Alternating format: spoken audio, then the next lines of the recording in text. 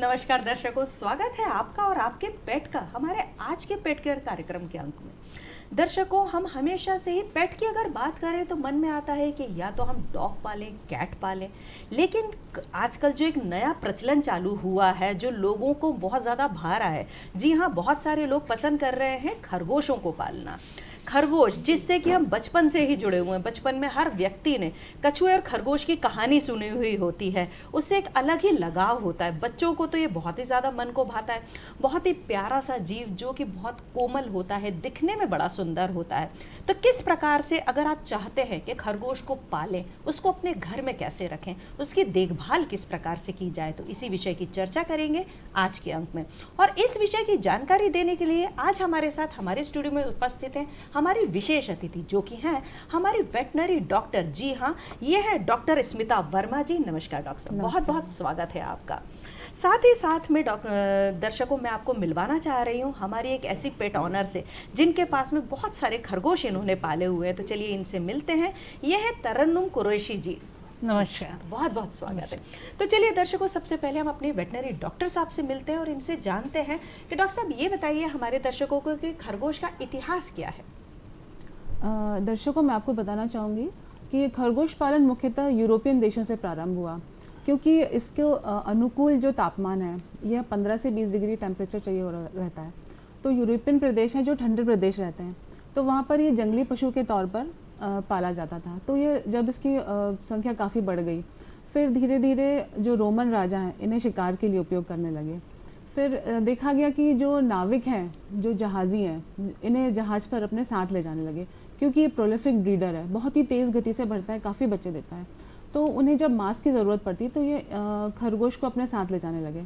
फिर देखा गया कि न्यूजीलैंड, ऑस्ट्रेलिया में धीरे धीरे ये जहाज़ों के द्वारा ही वहाँ दूसरे आइलैंड में और द्वीपों में, कॉन्टिनेंट्स में, महाद्वीपों में इन्हीं के द्वारा पूरे विश्व में फैल गए धीरे धीरे। अब पहले क्या होता था, इन्हें सिर्फ मांस के लिए पाला जाता था, लेकिन अब प्रचलन में है कि इन्हें मांस के लिए, ऊन के लिए, इनकी खाल के लिए, तथा प्रयोगशालाओं में भी आपने देखा होगा कि जो छोटे रैबिट्स हैं उन्हें लेबोरेटरीज में, तथा आप किसी को गिफ्ट भी कर सकते हैं, जैसे टॉयज़ है, बहुत ही सुंदर ब्रीड रहती है ये। तो आप इन्हें टॉय के पर्पज़ से भी, आजकल इस पर्पज़ के लिए भी पाला जाने लगा है। तो मैं बताना चाहूँगी कि जैसे हर पर्पज़ के लिए इनकी अलग ब्रीड होती है। जैसे मांस के लिए, तो मांस के लिए एक न्यूजीलैंड वाइट है, ग्रे जायंट है, वाइट जायंट है, फ्लेमिश जायंट है, ये 2-3 ब्रीड्स हैं जो इनकी, तो ये मांस के लिए होती हैं। फिर एक अंगोरा रैबिट होता है। अंगोरा रैबिट की जो फर होता है वो बहुत ही महीन, बहुत ही प्यारा, बहुत सॉफ्ट होता है। तो अंगोरा रैबिट में भी 3-4 ब्रीड्स होती हैं, जैसे कि जर्मन अंगोरा है, रशियन अंगोरा है, ब्रिटिश अंगोरा है। तो ये अंगोरा रैबिट के मेनली फ़र के लिए पाला जाता है। तो आज पहले जो है इनकी प्रजातियाँ सीमित थी, जैसे 5 या 6 प्रजातियाँ थी, लेकिन अब कुल्लू में जो गरसा जो अनुसंधान केंद्र है उसमें इनकी बेसिकली 5 प्रजातियों में से 50 से 60 प्रजातियाँ इन्होंने विकसित कर दी हैं। तो सभी प्रजातियाँ अब धीरे धीरे करके, जैसे जैसे खरगोश पालन इसमें आ रहा है, हमें चर्चा में आ रहा है, तो इसमें हम नई नई प्रजातियाँ विकसित करते जा रहे हैं। जी, बहुत ही अच्छी जानकारी दी हमारे डॉक्टर साहब ने। तो चलिए अब तरन्नुम जी से जानते हैं। तरन्नुम जी, ये बताइए कि आपके पास खरगोश कब आए, कहाँ से आए, आपने क्यों सोचा कि मुझे खरगोश ही पालना है? एक्चुअली 4 years बैक, लॉकडाउन के पहले, मेरे कोई फैमिली मेम्बर, मेरा ब्रदर एक लेके आया था। He was very fond of rabbits and pets, but initially I was not fond of pets, but gradually जब मैं उनको देखती थी, उनका इनोसेंस, उनकी एजिलिटी, और उसको देखते ही gradually I fell in love with them. तो I started liking them. तो इस तरह से फिर उसके बाद तो मैं खुद ही उनकी बहुत केयर करने लगी। और तो मैंने 4 years बैक हमने उसको लाए थे रैबिट को। कितने रैबिट हैं आपके पास? प्रीवियसली हमारे पास 10 से 12 थे, लेकिन चूंकि हाइजीन का इश्यू होता है तो प्रॉपरली उनको मेंटेन नहीं कर पा रहे थे, तो अभी 4 हैं अभी एट प्रेजेंट हमारे पास। और बाकी जो हैं वो हमने अपने नेबर्स हैं, रिलेटिव्स को हमने गिफ्ट कर दिया है। हाँ जी। आप ये बताइए कि आपसे उनका संबंध कैसा है, घर वालों के साथ वो कैसे रहते हैं? घर वालों के साथ एक फैमिली मेंबर की तरह ही रहते हैं। वो हमारी सारी एक्टिविटीज़ में वो हमारे साथ होते हैं। बहुत ही फ्रेंडली उनका पहचानते हैं, एटीट्यूड सबको पहचानते जी हैं? जी जी बिल्कुल बातचीत सबको अगर हम करते हैं तो रिस्पॉन्ड करते हाँ वो हैं? रिस्पॉन्ड करते हैं जी, बहुत बिल्कुल, अच्छी बात है। एक चलिए family डॉक्टर साहब member। के पास में चलते जी। हैं। डॉक्टर साहब, इनकी बनावट कितनी होती है, क्या शरीर का आकार होता है, वजन कितना होता है, ये आप बताएं। जैसे कि मैं बताना चाहूँगी कि जैसे मांस की ब्रीड्स हैं तो ये मुख्यतः जैसे कि 8 से 10 हफ्ते में 2 से 3 किलो वज़न गेन कर लेते हैं। अच्छा, और जो एडल्ट है, जो नर है या मादा है, जो वयस्क हो जाता है तो उसमें 4 से 6 किलो वज़न ये गेन कर लेते हैं जब पूर्ण वयस्क हो जाते हैं, ये 8 से 9 महीने में। और हम काफ़ी अच्छी ब्रीड होती है, ब्रीड्स के अनुसार जैसे कि जिनके फ़र हैं तो फ़र आप 6 से 10 सेंटीमीटर लंबे रहते हैं और बहुत ही वाइट, सभी कलर के अलग अलग रहते हैं, जैसे कि ब्लैक ब्राउन के ब्राउनिश कलर रहते हैं, ग्रे जैंट जो इसके ग्रे से हेयर्स रहते हैं, अंगोरा के मेनली वाइट हेयर्स रहते हैं।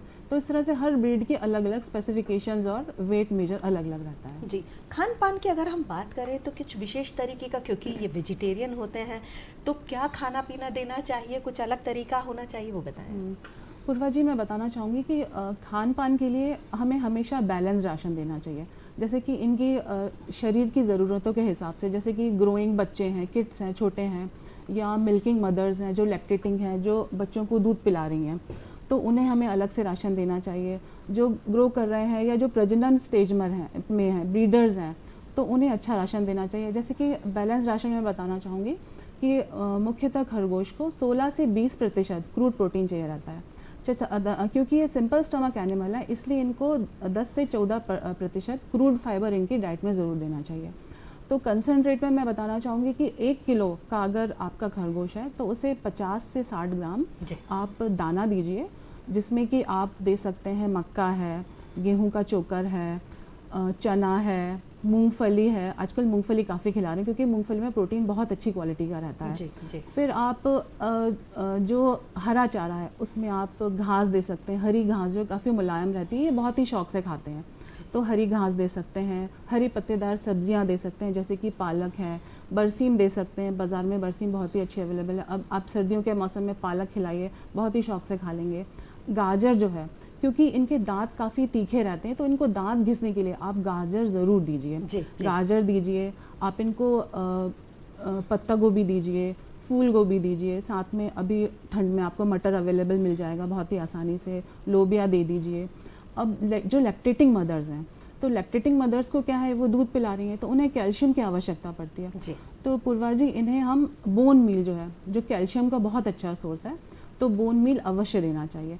साथ में मिनरल मिक्सचर जो है, जिसमें कि सभी मिनरल्स बैलेंस्ड क्वांटिटी में रहते हैं, जैसे कि सोडियम है, पोटेशियम है, कैल्शियम है, आयरन है, जिंक है, क्रोमियम है, मैग्नीशियम है, तो ये सभी मिनरल्स इन्हें मिनरल मिक्सचर में आसानी से मिल जाएंगे। जी, जी। साथ ही थोड़ी सी क्वांटिटी में आप नमक या सॉल्ट भी डाल सकते हैं। बहुत अच्छी बात है।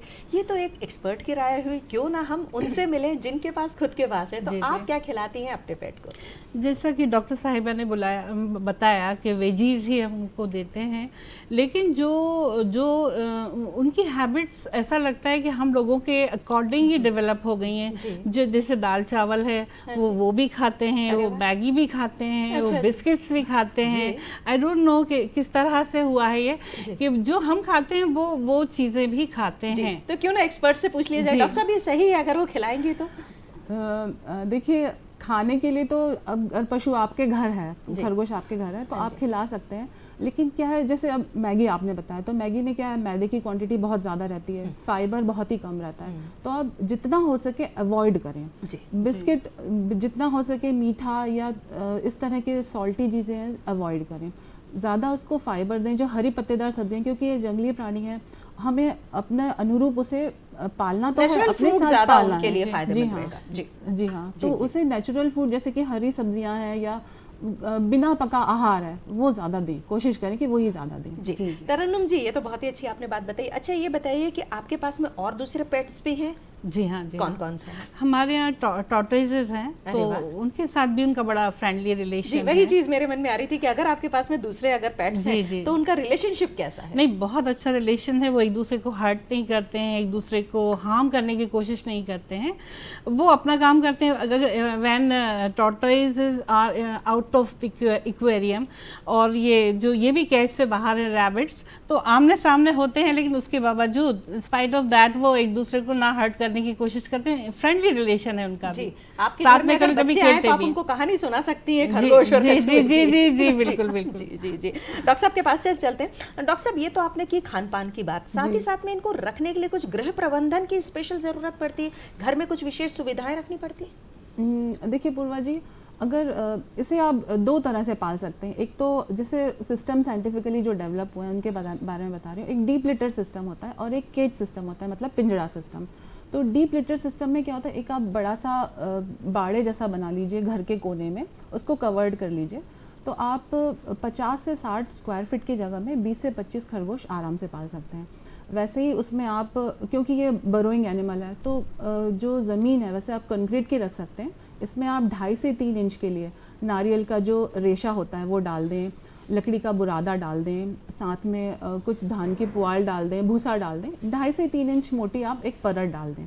साथ में अगर आप इन्हें केज सिस्टम या पिंजड़े सिस्टम में पाल रहे हैं तो छोटे छोटे केजेस आप बना सकते हैं, या स्टील की जालियों के बना लें, या फिर आजकल बैम्बू के जो होते हैं, ये जो बांस रहता है इसके पतले पतले काट कर आप उसकी भी जालियाँ बना सकते हैं। तो बांस के जालियों में ऐसा रहता है कि ये गंदगी ज़्यादा नहीं करते हैं। जो इसमें स्क्वायर फीट में बता देती हूँ, जो वयस्क रहता है, वयस्क नर या मादा रहती है, एडल्ट रहती है, उसको 4 से 5 स्क्वायर फीट की जगह ज़रूरत रहती है। जो छोटे बच्चे रहते हैं उनको 1 से 1.5 स्क्वायर फीट का जाली जो है, केज जो पिंजड़ा है, वो पर्याप्त रहता है। जी, बहुत अच्छी जानकारी दी। दर्शकों, अभी हमने जान रहे हैं कि किस प्रकार से आप अपने खरगोश को अगर घर में रखे हुए हैं तो उसकी रखरखाव किस प्रकार से की जाए। आपके घर में जब खरगोश है तो कुछ आपको विशेष सावधानियां रखनी पड़ती हैं, सफाई, क्योंकि थोड़ा सा कहा जाता है कि स्मेल करता है, तो जी वो हाँ। आप क्या करती हैं? रैबिट्स को एक्चुअली लोग अवॉइड इसीलिए करते हैं क्योंकि वो हाइजीन इश्यूज होते हैं, लेकिन when you are fond of something ना, तो आपको उसके थोड़ा सा अलग काम करना पड़ता है, आपको थोड़े यू से हैव efforts टू डालने पड़ते टेक हैं। Special care about them. जी। तो हाइजीन का इश्यू तो होता है, लेकिन जब आपको शौक होता है, when you are fond of them, तो आप कर लेते हैं, मैनेज कर लेते हैं। मैनेज कर लेते हैं। थोड़ा सा आपको भी उनके साथ में लगना पड़ता है, नहीं, एक्सरसाइज भी हो जाती है मैट के आपकी। साथ हमको भी लगना पड़ता है उनके साथ में। जी जी जी, चलिए हमारी चर्चा जारी रहेगी। दर्शकों, आप कहीं मत जाइएगा, हमारा कार्यक्रम लगातार चलता रहेगा पेट केयर। हम जल्दी लौट कर आएंगे एक छोटे से ब्रेक के बाद।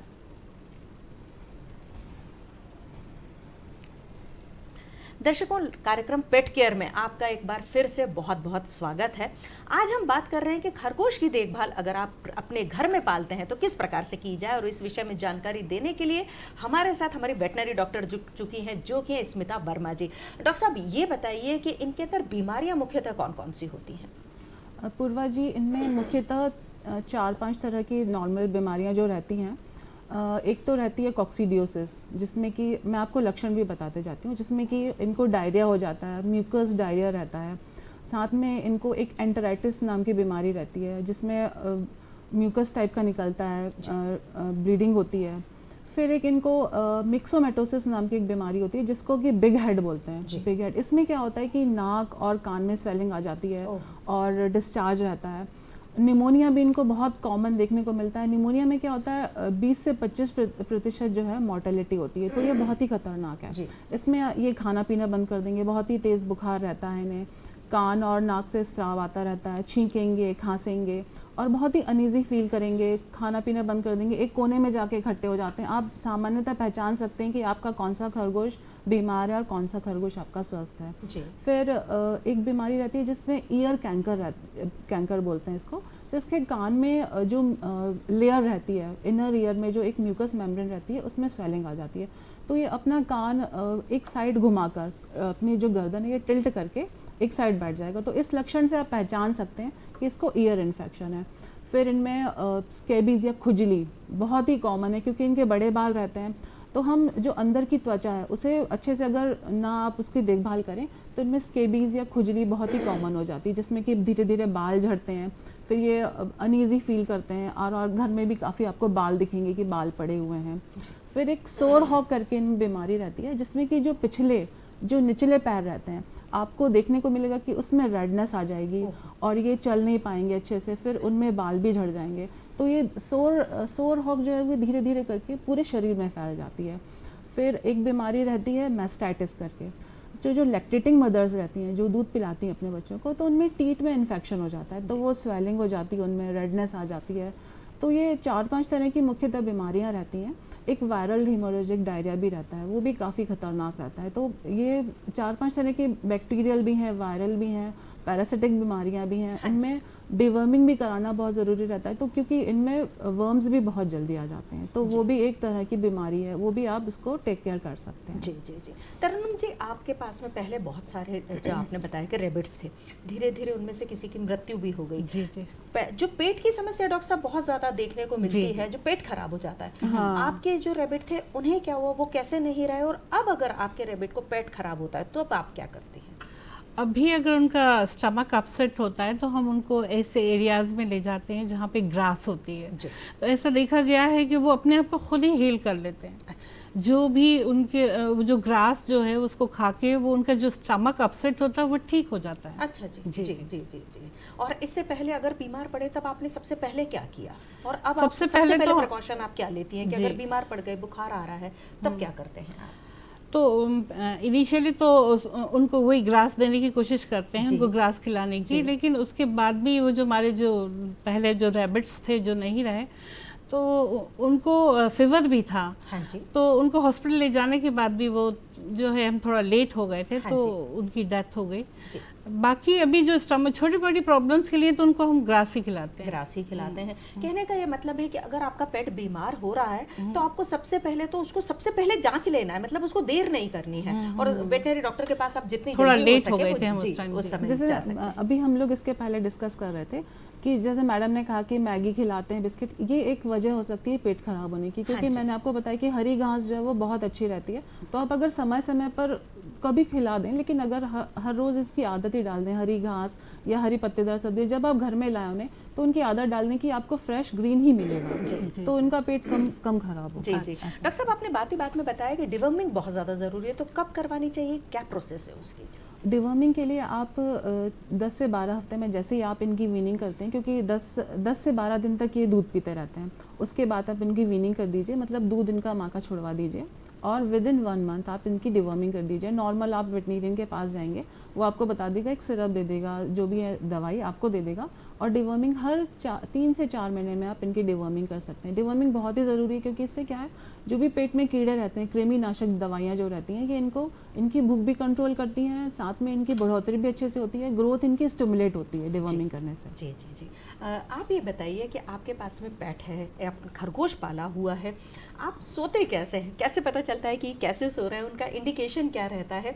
और सबसे ज़्यादा बड़ी बात कि कहा जाता है, कहानियों में भी हमने सुना है कि खरगोश बहुत बुद्धिमान होता है, तो क्या ये बुद्धिमान होते हैं? ये इंटेलिजेंट तो ये होते हैं, और हमको इमिटेट करने की कोशिश करते हैं। जैसे कि अभी कभी हम बेड पे सो रहे हैं तो वो आके वहीं सो जाएंगे। अच्छा। तो वो इंडिकेशन देते हैं कि उनको नींद आ रही है। एक्चुअली क्या होता है, ये जो रैबिट्स होते हैं डे टाइम में ये सोते हैं और रात में ये जागते हैं। तो इनको उसके लिए थोड़ा एफर्ट्स करना पड़ते हैं, केज में डाल के उनको सुलाने की कोशिश करना पड़ती है रात में। हाँ, क्योंकि ये इनकी एक हैबिट है डॉक्टर साहब शायद, कि ये रात में जो जागते हैं वो दिन में सोते हैं। जी जी। डॉक्टर साहब, कई बार देखने को मिला है कि रैबिट थोड़ा सा अग्रेसिव हो जाता है, अगर कोई अनजान व्यक्ति आए, घर में मेहमान आए, तो कभी काट भी लेता है, तो क्या इनको भी वैक्सीनेशन की ज़रूरत होती है? हाँ पूर्वा जी, सही बोल रही हैं आप। जैसे कि वैक्सीनेशन कई बीमारियों के लिए तो चाहिए ही रहता है इनको, प्रिवेंशन के लिए, साथ में कभी रेबीज़ के लिए भी इनको वैक्सीनेशन चाहिए रहता है। और जैसे मैंने अभी आपको बताया, मिक्सोमेटोसिस नाम की एक बीमारी रहती है, वायरल डायरिया नाम की एक बीमारी रहती है, तो 3 से 4 हफ्तों में आप अपने वेटनेरियन से संपर्क कर लें, और इन्हें ईयरली वैक्सीनेशन भी लगवा सकते हैं। तो आप ईयरली वैक्सीनेशन लगवाएं तो ये बीमारियों से इनका बचाव रहता है। जी, ये तो वैक्सीनेशन की हुई बात। आप बताइए, आपने अपने रैबिट को वैक्सीन लगवाया हुआ है? जी, लगवाया हुआ है। जी। अगर मेहमान आते हैं तो उनसे व्यवहार कैसा रहता है इनका? शुरू में तो जो है वो डर जाते हैं और भाग जाते हैं, लेकिन अगर उनकी तरफ हाथ और बढ़ाया जाए और बच्चे उनसे खेलने की कोशिश करते हैं तो धीरे धीरे वो फ्रेंडली हो जाते हैं। जी। लेकिन शुरुआत में तो उनको थोड़ा सा घबराते हैं, थोड़ा से शाय नेचर के होते हैं। ओके जी। डॉक्टर साहब, ये बताइए कि खरगोश को ऊन के लिए भी पाला जाता है, वो कौन सी प्रजाति होती है, और क्या अगर कोई ब्रीडर ऊन के लिए पाल रहा है तो उसको क्या क्या प्रिकॉशंस रखनी चाहिए, कौन कौन सी सावधानियां होनी चाहिए, और किन बातों को ध्यान में रखना चाहिए जिससे ऊन उत्पादन और अच्छी तरीके से हो? प्रजनन के लिए देखिए, जैसे कि मैंने बताया पहले कि आप एक साथ नर और मादा को एक साथ नहीं रखिए, और ऊन के लिए अगर आप पाल रहे हैं तो 8 से 10 जो मादा हैं उनके साथ आप एक नर रख दीजिए, एक नर की आवश्यकता होती है। वैसे तो इनके पिंजड़े अलग अलग ही होने चाहिए, नर को हमेशा मादा से अलग रखना चाहिए क्योंकि ये लड़ाइयाँ बहुत करते हैं। अच्छा। तो फिर नर के कुछ जो स्वस्थ नर हैं उन्हें हम सिलेक्ट कर लेते हैं प्रजनन के लिए, जैसे कि आंखें चमकीली होनी चाहिए, बाल भी बहुत अच्छे स्वस्थ चमकीले होने चाहिए, फिर साथ में इसका स्वभाव हमेशा चंचल होना चाहिए। जिसको हम सिलेक्ट कर रहे हैं ब्रीडिंग के लिए वो चंचल स्वभाव का होना चाहिए, कोई आँखों से या नाक से कोई इनको सिक्रीशन नहीं होने चाहिए। साथ में देख लेना चाहिए टेम्परेचर वगैरह नॉर्मल है, इनके बालों में कोई गुच्छे तो नहीं है, कोई खुजली वगैरह तो नहीं है इनके बालों में, बाल झड़ तो नहीं रहे। तो इस तरह से आप नर को सिलेक्ट कर सकते हैं।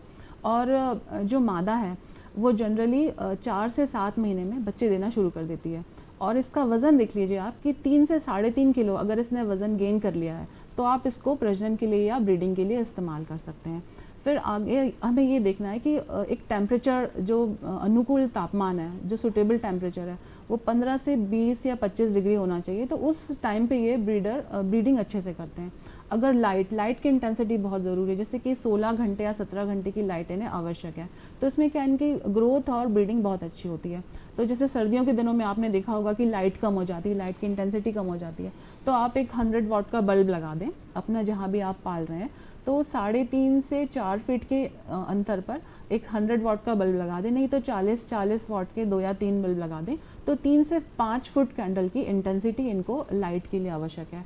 साथ में वातावरण अच्छा होना चाहिए, हवा आती जाती रहनी चाहिए, और इसमें देखिए कि आसपास कहीं चूहे वगैरह ना हो और पक्षी ना हो, क्योंकि ये बहुत ही शाय है और बहुत ही सेंसिटिव एनिमल है। तो जैसे भी अगर कभी शोर होता है तो ये बहुत एकदम से उचक जाते हैं, तो बहुत ही डर जाते हैं, बहुत ही शर्मीले और डर बहुत जल्दी जाते हैं। तो इन चीज़ों का आपको ख्याल रखना है। और जैसे पूर्वा मैडम ने बताया कि पूछ रही थी कि ऊन के लिए, तो ऊन के लिए मैडम हमें प्रोटीनेशियस जो है आहार, प्रोटीन युक्त आहार देना, जैसे मैंने आपको बताया मूंगफली है, मक्का है, चोकर है, खली है, ये आप दे सकते हैं। ऊन की ब्रीड्स में मैं बताना चाहूँगी, अंगोरा जो है, अंगोरा ब्रीड बहुत ही पॉपुलर है आजकल। तो जर्मन अंगोरा, जैसे मैंने पहले भी बताया, जर्मन अंगोरा है, ब्रिटिश अंगोरा है, रशियन अंगोरा है। अभी 2 नई ब्रीड्स भी डेवलप हुई हैं अनुसंधान केंद्र में, एक है ब्लैक ब्राउन और एक है डच ब्रीड जो है वो बहुत ही अच्छी ब्रीड है, उसका फर बहुत ही अच्छा रहता है जी। तो हिमाचल प्रदेश में, उत्तर प्रदेश में और जो ठंडे प्रदेश हैं वहाँ पर, पंजाब में, वहाँ पे 400 से 500 किसान अभी ऊन के लिए मेनली रैबिट को ही पाल रहे हैं।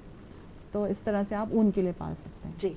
अगर हमारे जो दर्शक हैं वो ये जानना चाहें कि हम सबसे पहले जो शुरुआत है वो किस स्तर पर करना चाहिए, कुछ विशेष सावधानियों को बरतना चाहिए, कुछ एक डोम बनाना चाहिए, घर में कितनी स्पेस होनी चाहिए कि वो ब्रीडिंग करवा के अगले को वो बेच सकें, उसके लिए कुछ अगर आप बताना चाहें। जैसे कि पहले भी मैंने बताया कि अगर आपके घर में छोटा सा स्पेस अवेलेबल है, क्योंकि बहुत ही शांत प्राणी है, आपको ज़्यादा अरेंजमेंट करने की ज़रूरत नहीं है। आपके घर में अगर कोई छोटे बच्चे हैं या बुज़ुर्ग हैं तो वो भी बहुत आराम से पाल सकते हैं, अगर आपको छोटे स्केल पे करना है इसकी तैयारी। और जैसे कोई अनपढ़ है आपके घर में, या कोई भी शुरू छोटे स्मॉल स्केल से करना चाहते हैं, तो वो भी इसके लिए बहुत कोई आपको तामझाम करने की ज़रूरत नहीं है, बहुत ज़्यादा अरेंजमेंट करने की ज़रूरत नहीं है। तो आप छोटे स्केल में घर के एक छोटे से कमरे में भी 50 से 60 स्क्वायर फीट का अगर कमरा है, छोटे से कमरा है, तो उसमें भी आप 30 से 40 आप लेकर आ जाएं खरगोश और उनको पालें। और ये क्या प्रोलिफिक ब्रीडर्स होते हैं, तो हर 30 से 32 दिन में इनका जो पीरियडिक साइकिल रहता है, 30 से 32 दिन की इनकी साइकिल रहती है। 30 से 32 दिन में ये बच्चे देते हैं और विद इन 48 आवर्स, क्योंकि इनका यूटेरस बहुत ही जल्दी रिट्रैक्ट हो जाता है, तो अगले 1 से 2 दिन में ये फिर से बच्चे देने के लिए तैयार हो जाती हैं। जो मादा रहती हैं वो फिर से बच्चे देने के लिए तैयार हो जाती हैं। तो मतलब आप 1 साल में इनसे 8 से 10 बार बच्चे ले सकते हैं, लेकिन कोशिश करें कि 6 से 7 बार ही लें, क्योंकि इसकी शारीरिक क्षमता भी रहती है। तो आप 6 से 8 बार आराम से बच्चे ले सकते हैं। तो मतलब अगर आपके पास स्वस्थ मादा है तो आप एक बार में 50 से 60, 1 साल में 50 से 60 बच्चे, स्वस्थ बच्चे ले सकते हैं, और एक बार में ये 6 से 8 बच्चे देती हैं। जी। और बच्चे जो हैं इनके ये मॉर्टेलिटी होती है 15 से जी। 20% मॉर्टेलिटी रहती है। जी। तो अगर 10 बच्चे दिए तो 1-2 अगर मर भी गए तो भी आपके 6 से 8 बच्चे आपके सुरक्षित बिल्कुल रहेंगे। बिल्कुल ठीक है। आप चलते चलते ये बताइए कि क्या मेंटल इश्यूज भी आते हैं खरगोश में? जी हाँ, यही सवाल मैं डॉक्टर साहब से पूछना चाहती थी कि हमारे एक खरगोश में शायद बहुत ज़्यादा एग्रेसिव हो गया था वो, और वो लोगों को काटने लगा था। यूँ महसूस होता था कि इसको शायद कोई मेंटल इलनेस या मेंटल सिकनेस, डिप्रेशन टाइप है। तो क्या इस तरह की चीज़ें भी रैबिट्स में होती हैं, ये मैं आपसे पूछना डॉक्टर चाहती साहब थी। जल्दी से आप बताएं। तरन्नुम जी, जैसे कि क्योंकि ये बहुत ही शांत प्राणी है, अकेला रहना चाहता है, लेकिन अब भी आज के परिप्रेक्ष्य में देखिए, अगर साथ में रहें सभी, अब वो कैसे अकेले रहते थे, मतलब किस तरह से नहीं, वो आप साथ में रहता था, थे? दूसरों को हर्ट करने लगा था वो। तो मैडम हो सकता है कि उन्हें कोई मेंटल इलनेस तो बोल ही सकते हैं, या फिर उनको कोई फिजिकल प्रॉब्लम हो, या कभी अंदर कोई पैरासाइट्स हो, क्योंकि इनमें कभी कभी क्या होता है कि डेफिशिएंसी आ जाती है और इनके दांत काफ़ी बड़े बड़े रहते हैं। तो ये हो सकता है कि एग्रेशन उस वजह से हो, कभी कोई मिनरल डेफिशिएंसी हो, तो इस वजह से ये क्या एक दूसरे को काटते हैं, बाल एक दूसरे के नोचते हैं और एक दूसरे को नुकसान पहुंचाने की कोशिश करते हैं। तो एग्रेशन उस वजह से भी आ सकता है। बिल्कुल ठीक है। डॉक्टर साहब, आपने बहुत ही अच्छी जानकारी दी। आज हम मिले तरन्नुम जी से, जिनके पास में आज उन्होंने पाले हुए हैं खरगोश, और मुझे लगता है कि ऐसे बहुत सारे दर्शक होंगे जो कि इस जानकारी से बहुत कुछ सीखेंगे। आप आए हमारे स्टूडियो में, उसके लिए आपका बहुत बहुत धन्यवाद। नमस्कार दर्शकों, अगले अंक में एक अलग जीव, एक अलग ब्रीड के साथ में पेट केयर में आपके लिए मैं फिर से उपस्थित होंगी। तब तक के लिए मुझे आज्ञा दीजिए। नमस्कार।